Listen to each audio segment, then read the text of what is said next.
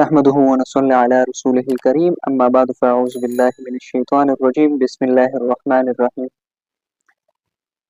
په دنیا کې ډیر بادشاهان تیر شوي دي، څه ظالمان هم تیر شوي دي، څه نیکان هم تیر شوي دي.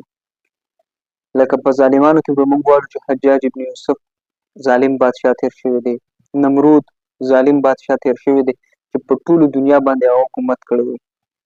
دا قرنګ فرعون چې د خدایۍ دعوې کړی وه هغه هم ظالم بادشاه تیر شوی دی. خو که یو خوا موږ سوچ وکړو نو نیکان بادشاهان هم تیر شوي دي. لکه په هغې کې حضرت ابوبکر صدیق رضی الله تعالی عنه، حضرت عثمان غني رضی الله تعالی عنه، حضرت عمر فاروق رضی الله تعالی عنه، حضرت علي رضی الله تعالی عنه، ډېر داسې نور هم بادشاهان تیر شوي دي. خو لیکن دلته به زه تاسو سره یو داسې بادشاه د یو داسې امیر المؤمنین یو واقعه ذکر کوم چې شاید چې دا واقعه به تاسو ډېره کمه اورېدلې وي. او دا واقعه د حضرت عمر فاروق رضی الله تعالی عنه ده چې د ده یو غلام و چې د هغه نوم یرکا و، او دا غلام ډېر زیات وفادار و د سره. یو روز حضرت عمر فاروق رضی الله تعالی عنه ده ته وویل یرکا وی کب خوړلو ته مې زړه شوی دی، خو وی کب دلته نه میلاویږي، وی هغه به وی دریاب غاړه کې میلاویږي. یعنې وی ته به دریاب ته ځې 8 میله مزل دی او ته به بیا واپس راځې، نو وی دا ډېر زیات مزل دی. وتی بس پرېږدې د ویړو خورو یې نه، وتی بیا به چېرته وخورو. یرکا په دې زړه کې سوچ وکړو چې امیر المؤمنین ته خو چېرته یو شیز خواهش نه دی کړی، نن تا ماته خواهش کړی دی، د خپل خواهش اظهار دې کړی دی، نو دا څنګه کیدی چې ته ماته یرکا ته د خپل خواهش اظهار وکړي او زه هغه پوره نه کړم. ده ورته چې صحیح شو چې بس پرېږدو. د ماسپښین لمونځ لپاره حضرت عمر فاروق رضی الله تعالی عنه مسجد ته لاړو چې د یرکا وکتل چې یاره دی خو مانځه دپاره لاړو او مانځه جومات کې مېلمانه هم ناست دي، نو مطلب دا ده چې د مازدیګر د مانځه نه پس به امیر المؤمنین فارغېږي. نو د یرکا داسې چل وکړو چې حضرت عمر فاروق رضی الله تعالی عنه سره فرض لمونځ وکړو، 2 رکعته سنت یې وکړل او د مسجد نه بهر راووتو او یو عربي اس ولاړو په هغې باندې کېناستو او هغه دریاب غاړې ته روان کړو.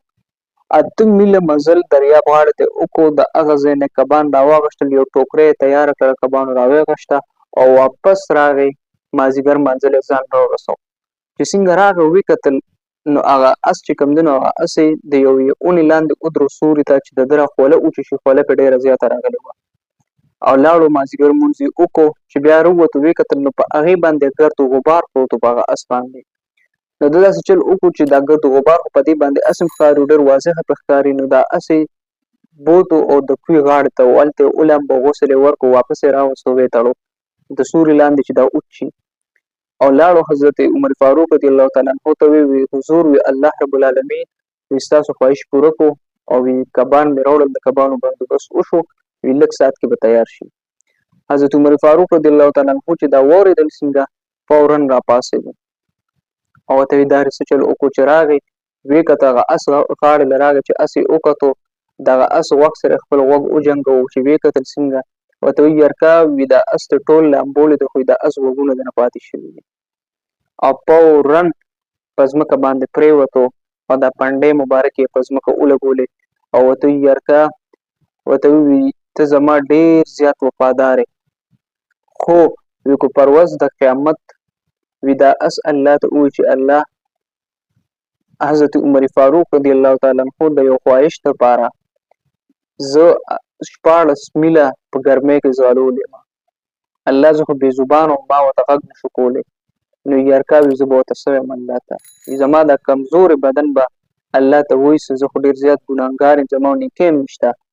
یرکا وایي چې ما دا واورېدل وي ما د خپل پلار په وفات باندې دونه نو ژړلې لکه څومره ژړا چې ما دغه وخت کې د امیر المؤمنین پر خبرو باندې وکړه. بیا ما ته وایي چې یرکا دا کب واخله، دا پوخ کا او د مدینې منورې د مکې مکرمې چې څونه غریبانان دي په هغوی باندې دا تقسیم کا. ورته وایه چې زما دپاره او د ستا دپاره د الله رب العالمین نه دعاګانې وکړئ او د معافۍ دعاګانې ووایئ. زما عزتمندو دام د وخت بادشاهانو د وخت امیر المؤمنینو 22 لاک مربع میل باندې د حکومت و چې د په حکومت کې به شر مخ په ګډو بیزو باندې حمله نه کوله. زما عزتمندو په دې واقعه کې موږ ته یو ډېر لوی سبق ملاویږي. هغه سبق دا دی که یو انسان هر څومره لوی شي خو دی به خپل لاندې سوچ کې